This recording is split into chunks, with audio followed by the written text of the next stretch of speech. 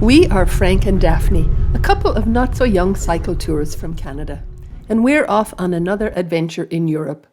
This time we're setting out to explore the Via Claudia Augusta, a historic route through the Alps that follows an old Roman road that connects the River Danube and the Adriatic Sea. We're flying into Frankfurt, so we'll be riding a few hundred extra kilometres from the airport to get to where the Roman road begins. And for the first time, we're being joined by a few of our friends for parts of this trip. So join us as we make our way from Frankfurt in Germany to the city of Venice in Italy, following in the footsteps of the Romans.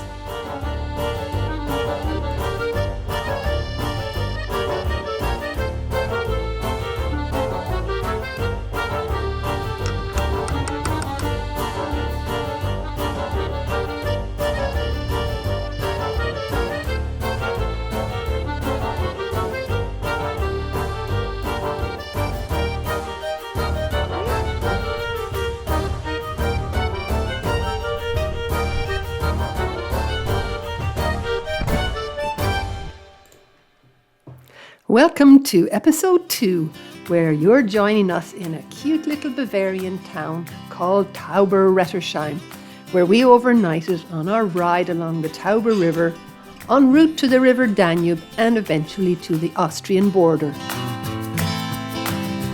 Good morning, it's Thursday today, and we're outside our lovely Hotel Krone in this tiny little village, getting ready to set off on our day 5, heading initially towards Rothenburg and then on towards Dinkelsbuhl.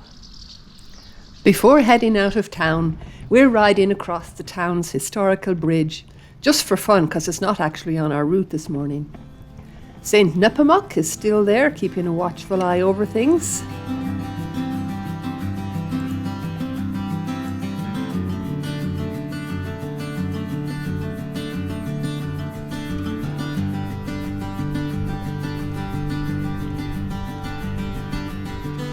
So we're just 2 kilometers out of the tiny village of Tauberrettersheim, where we stayed last night in the Krone Hotel, and it was great. It's just a little place surrounded by farmland, and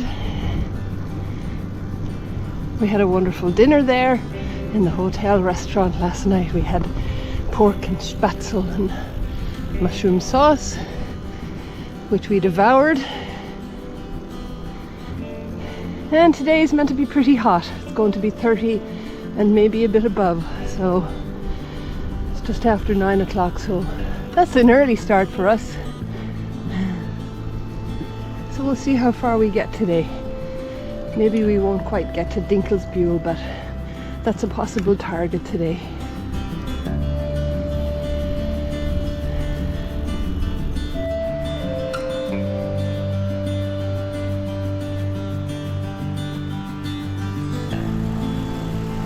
This is the tiny village of Rothenburg. It's quiet here in Rothenburg this morning.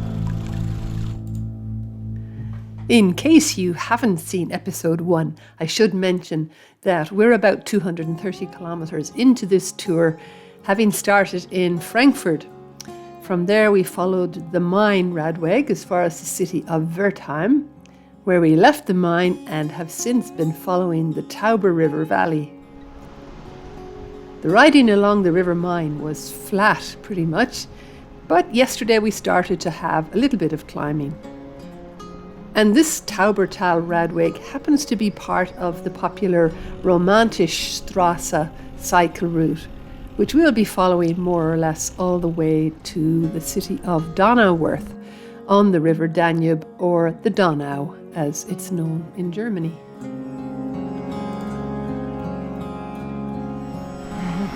This is Craiglingen. Craiglingen was founded by the Celts back between 200 and 100 BC. And nearby you can actually visit remains of a Celtic fortification wall. We didn't stop in the town, just kept on going through.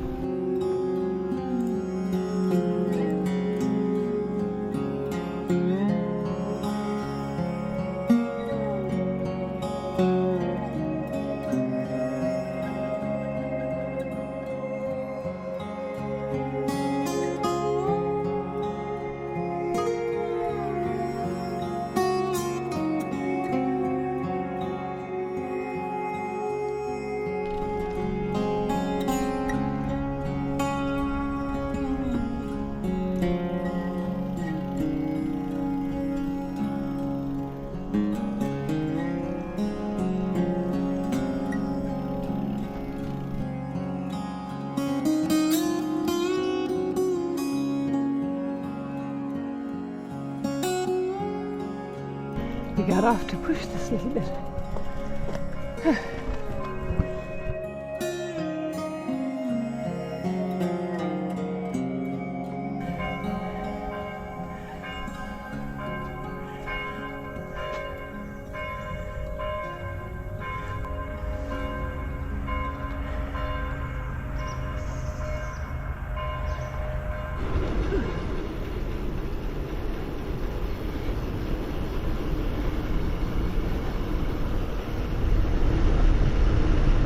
Yeehaw!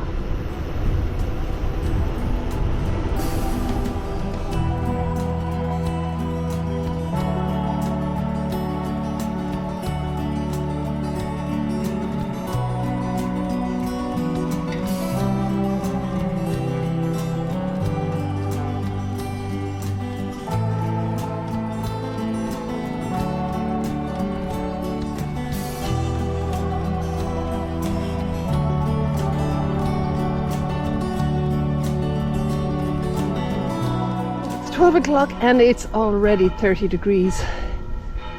It's hot.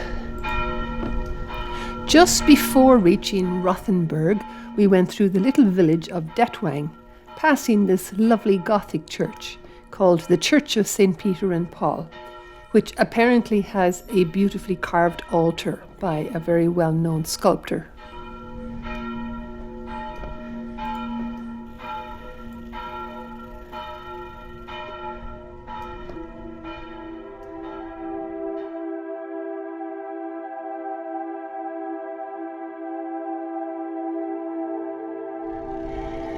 Okay, Rothenburg has a very lofty situation. Trouble is, we're down here and it's up there, which means only one thing.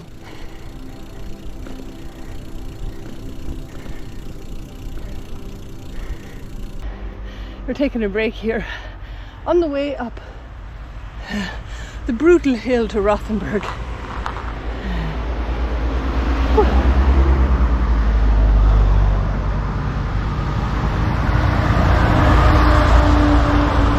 It's hot. We're still climbing. That's a fairly impressive entrance, isn't it?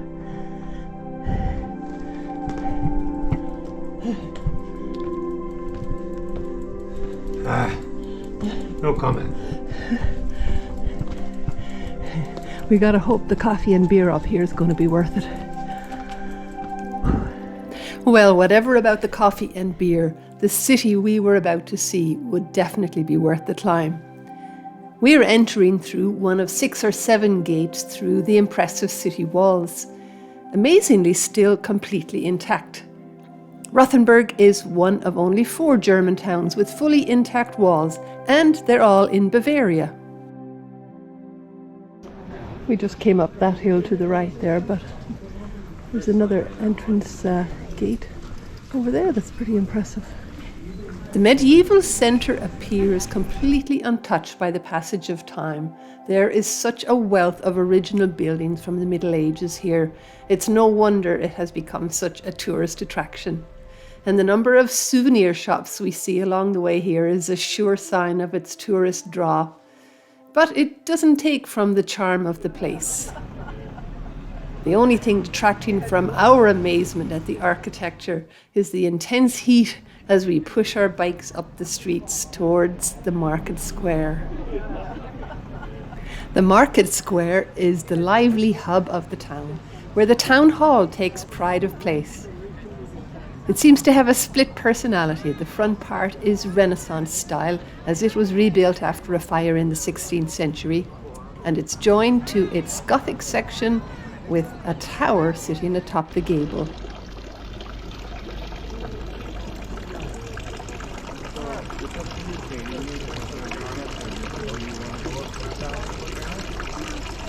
Rothenburg really thrived in the Middle Ages. In the 15th century, the city was larger than Frankfurt or Munich. A period followed that where the city was off the main transportation links and it somehow escaped modernization, something we can appreciate today.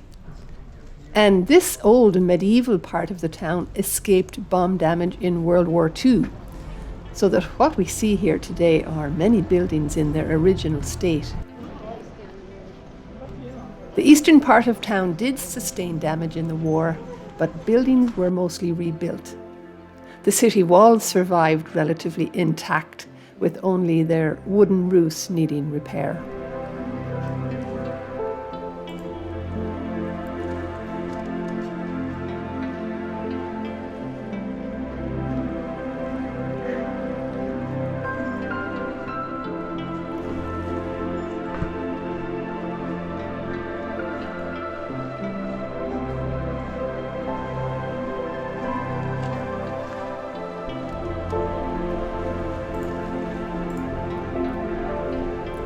After a good lunch with the obligatory cold beers, of course, and a bit more wandering around, this statue at the St. Jacob's Church pretty much reflected exactly how we were feeling. We weren't at all excited about the prospect of getting back on the bikes for the next section in this heat. That's when we came up with the bright idea of using public transport to get us over the upcoming hilly section of the ride towards Dinkelsbuhl. So, under the guidance of Google Maps, we made our way to the train station to the east of the walls, through another one of the wonderful gates.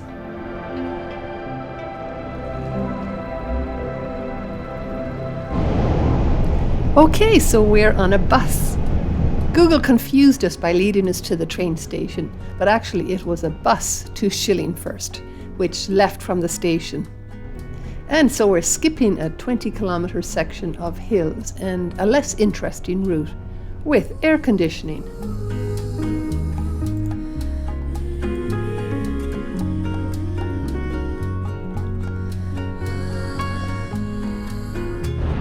So we made it to Schillingfürst on the bus. We were so hot in Rothenburg, we decided no way could we tackle the elevation gain that it looked like we'd have to. We made it here and we're having coffee, and this is so good. I think it's got plums, almonds. Oh, so good. And Frank has some strudel. Plum strudel. Plum strudel? Leaving what's it called? Schillingfürst? Finally at 5:20, but it's still 32 degrees.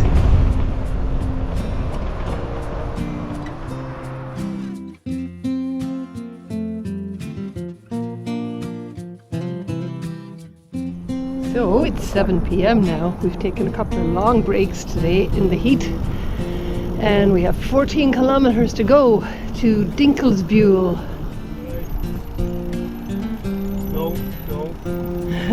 No. Okay. That's better. Okay. Thank you, Kamut. We wimped out again and booked a hotel in Dinkelsbuhl just a short time ago. Frank, there's a stork over there. I'm so bad I still tease Frank about the stork that pooped on his head in Switzerland on a previous trip. He's still in there.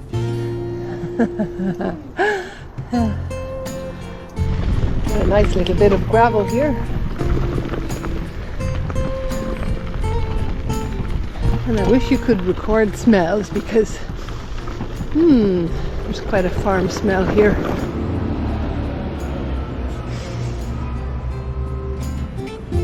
We entered Dinkelsbuhl city walls by about 8 o'clock, by which time it had cooled quite nicely.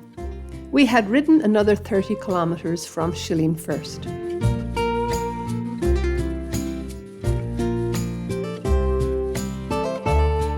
After a shower, we managed to find the only restaurant still open at 9:30. Apparently, Dinkelsbuhlians are not night owls.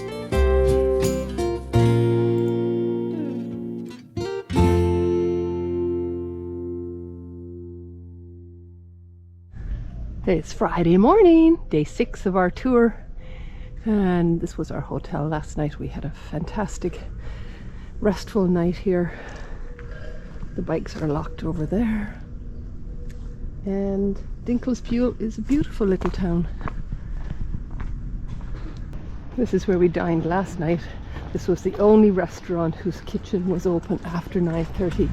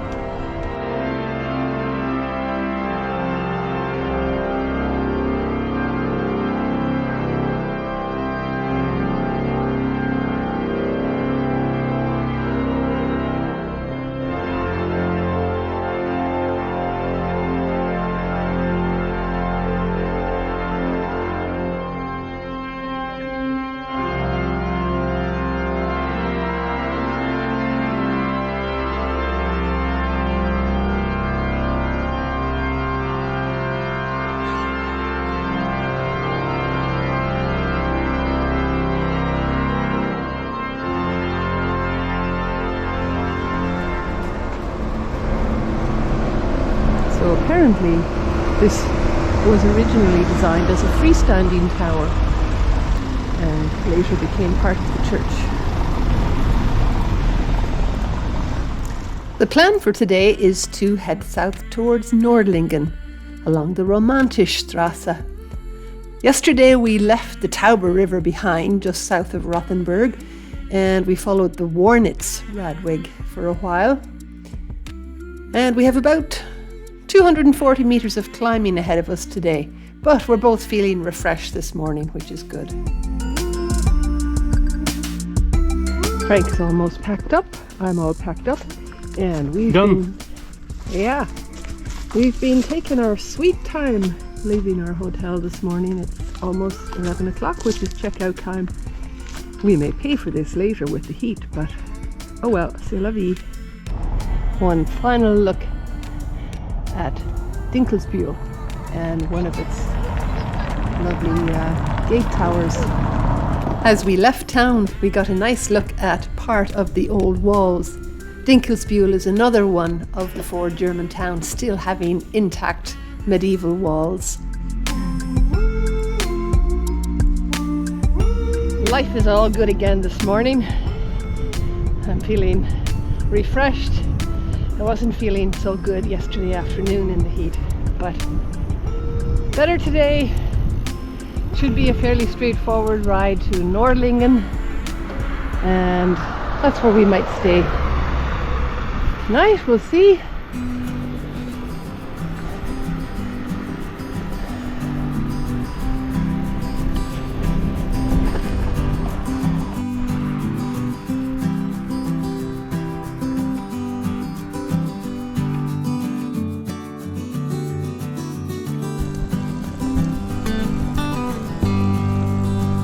This forest is very welcome. So much cooler here.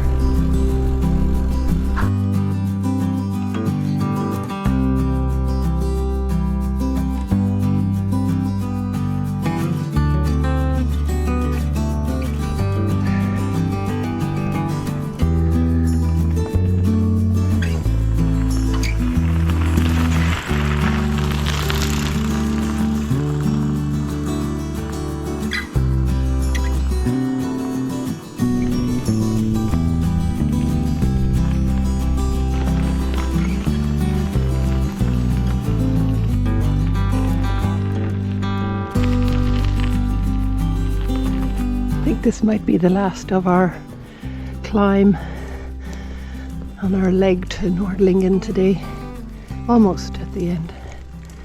And it hasn't been too bad. And some of it's been in the shade.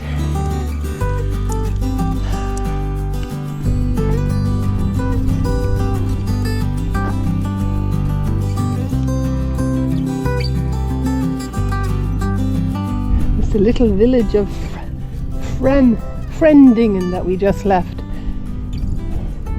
It has a bakery, but of course, it being 1:30, the bakery was closed. We had hoped to get some refreshments and pastries, but it's not happening here.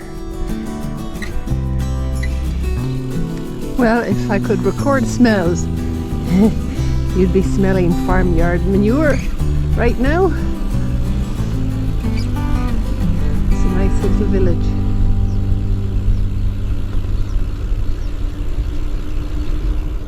Ah.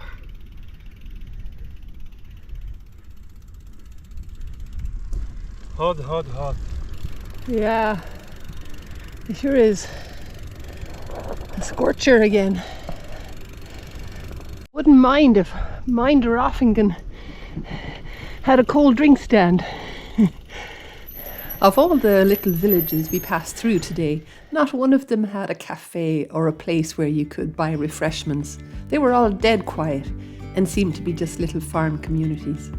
But at least this cute little chapel provided a tap for cold water. Yesterday. This reminds me of those white Tuscany roads.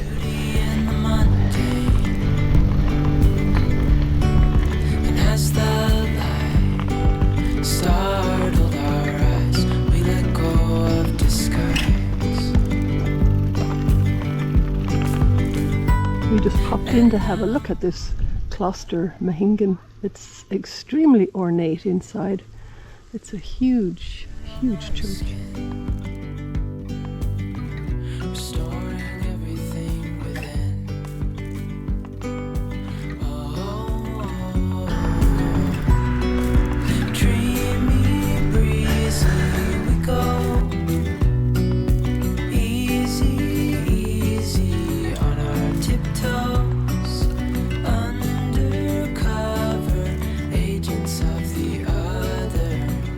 We have made it to Nordlingen. A short 37-kilometer day today, which is nice, and it's only 3:30. This is another walled medieval city, which won't be as touristy as some previously visited towns.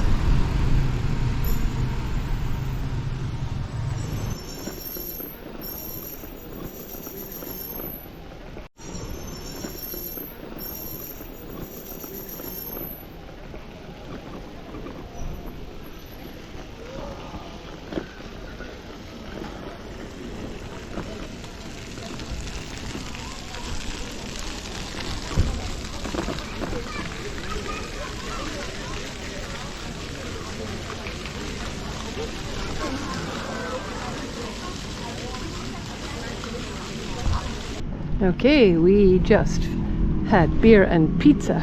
We are happy campers, except we're not camping. We're going to stay in this hotel. There are no campgrounds anywhere close to Nordlingen.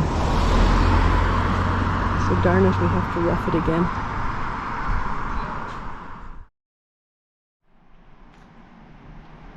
It's Saturday morning in Nordlingen. It was very, very hot in this bedroom under the roof last night.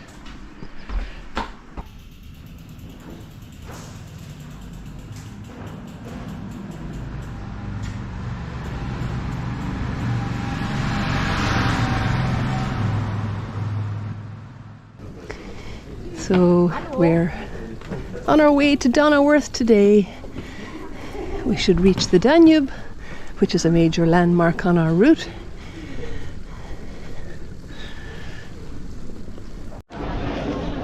In Nordlingen this morning, they're getting ready for the Saturday market. So it's a busy spot. This is the route we've planned for today's ride to Donauworth along the Romantische Strasse, which is also the D9 route. This should be about 40 kilometers and not much climbing. 5 minutes out of Nordlingen, and we're in this lovely countryside again. I think today's ride will be not so many nice pathways, but more country roads and a couple of minor roads. As we ride out of Nordlingen, we're aware that we're actually in the middle of about a 24-kilometer wide depression in the landscape. An impact crater formed millions of years ago by a meteorite. and Nordlingen was built close to the center of this area, which is called the Reese crater. So all around here are the hills forming the rim of the crater. The area has been heavily studied and was even used for astronaut training in the past due to its unique soil composition.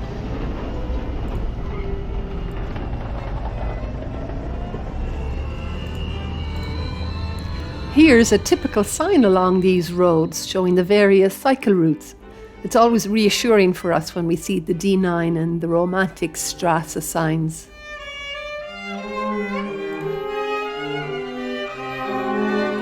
We would pass through numerous little villages this morning before rejoining a familiar river and discovering our favourite town of the day.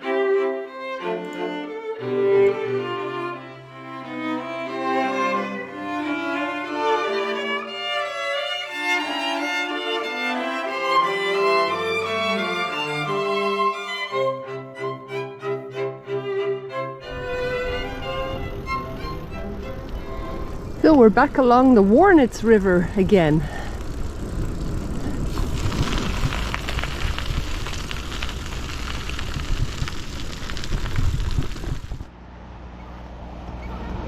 This is Harburg, and that castle is said to be one of the oldest in Germany.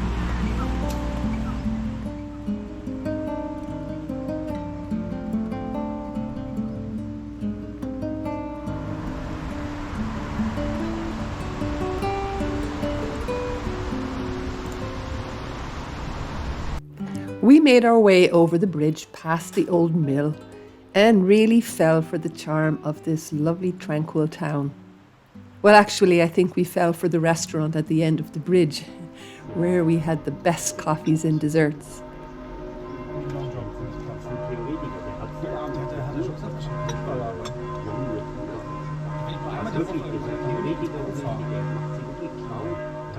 Afterwards, we hung out there for ages by the riverbank, just chilling.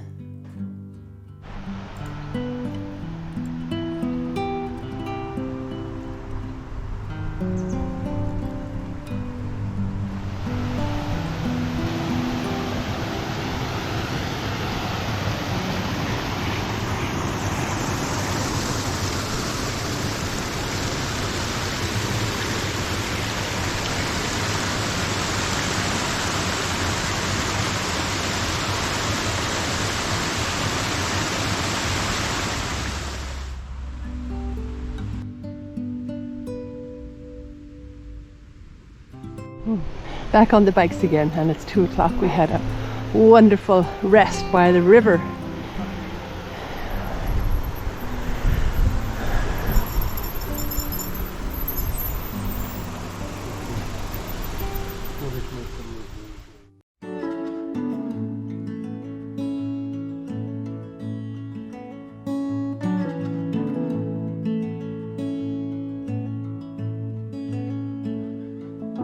Drive the same roads every day.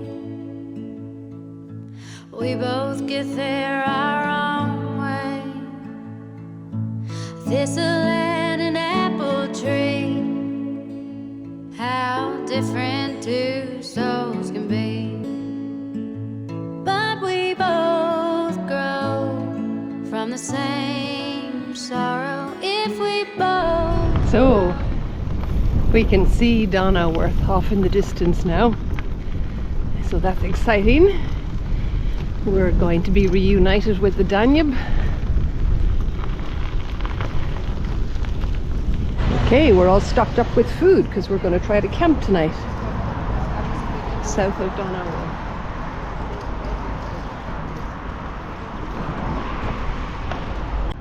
So we have reached Donauworth. This is very cool because this is where we intersect with the Danube River, where we rode along the river 2 years ago.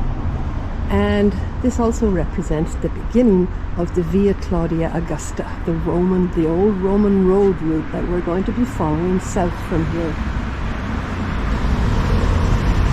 We're taking a different route this time now, because we're hopefully going to cross the Danube and carry on south to a campground. along the Lech River.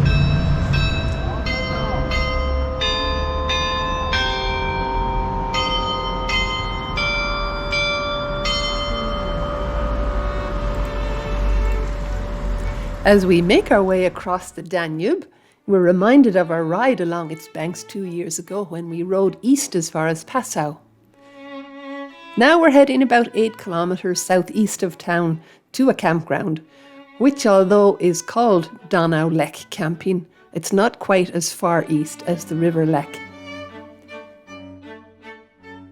Back in the Roman era, a good part of the River Danube represented the northern frontier of the Roman Empire, known as the Limes.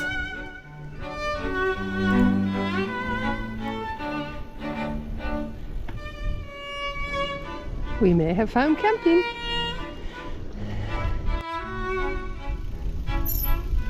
Donau-Lech camping.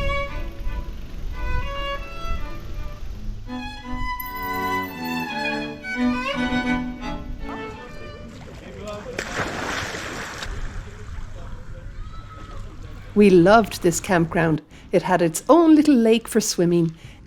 And in the evening, the campground host happened to be throwing a campfire party with free beer and music. So we couldn't have asked for a better ending to this day.